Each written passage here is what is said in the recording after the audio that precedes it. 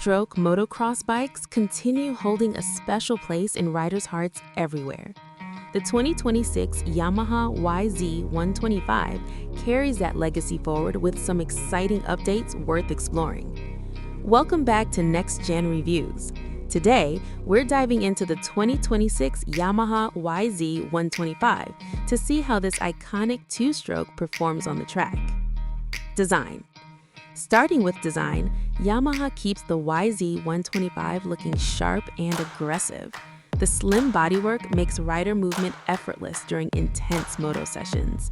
Updated graphics give it a fresh, modern appearance while maintaining that unmistakable Yamaha racing identity. Ergonomics remain excellent, offering comfort for riders of varying sizes and skill levels. It simply looks ready to race. Performance. Moving to performance, this is where the YZ125 truly delivers. That 125cc two-stroke engine is lightweight, responsive, and an absolute blast to ride.